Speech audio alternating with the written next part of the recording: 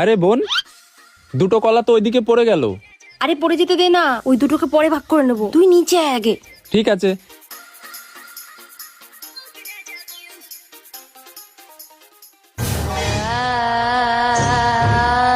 এ বাবা, আমি তো ঘুরতে ঘুরতে কবরস্থানে চলে এলাম।